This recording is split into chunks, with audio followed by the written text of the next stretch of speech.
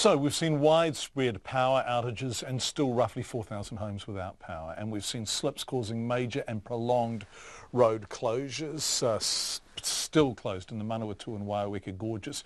In places, New Zealand's infrastructure is buckling under the pressure. Is that acceptable? Stephen Selwood is the Chief Executive of Infrastructure New Zealand. There are enormous challenges facing us, not only in terms of the growth pressures that we see in Auckland, but the resilience of our infrastructure networks right across the country, and exposed every time when we come into this spell of bad weather, and they seem to be getting increasingly problematic as time goes on. Yes, it's interesting because we cover the weather and we get feedback from people saying, hey, what are you even talking about? It's winter. Of course it's going to snow. And I guess the same thing could apply to infrastructure, right? Why is it that on a pretty bad, but not historically bad winter's day, there are thousands of people without power?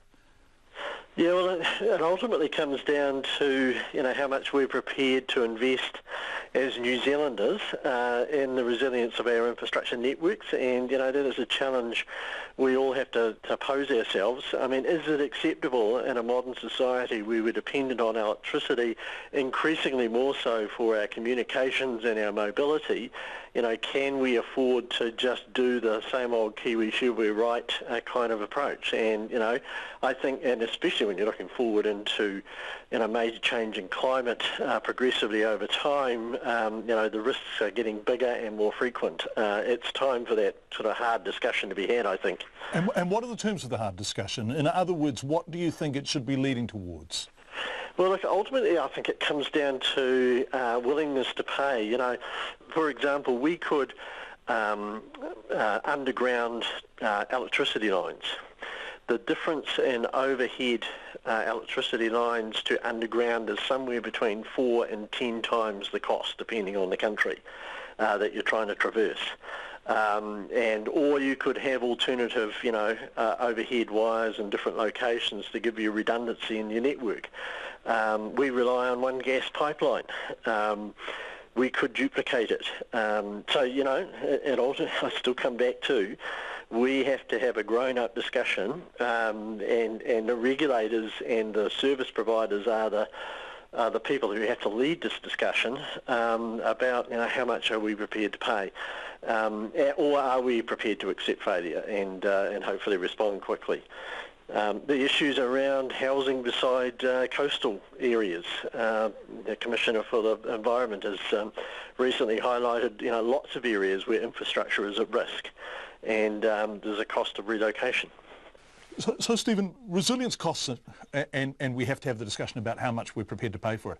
Are we doing enough in the meantime?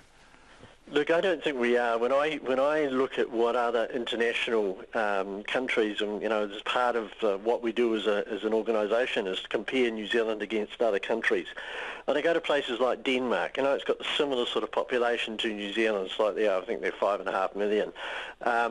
They are building bridges. They see Denmark as the bridge of Scandinavia to Europe, and they're building 20-kilometre bridges connecting Denmark to Sweden, and now they've got a tunnel under construction connecting Denmark to Germany. Now, it's primarily driven by an economic opportunity of creating Denmark as a bridge to Europe. But, by comparison, here we are in New Zealand in the same sort of time frame as they've done that. We've built the Waterview Tunnel. We pale into insignificance by comparison to what international countries are doing. And, of course, there's huge social and economic benefits in this, and we need to focus much more on the benefits rather than our traditional Kiwi way of looking totally at the costs. Stephen Selwood, the CEO of Infrastructure New Zealand.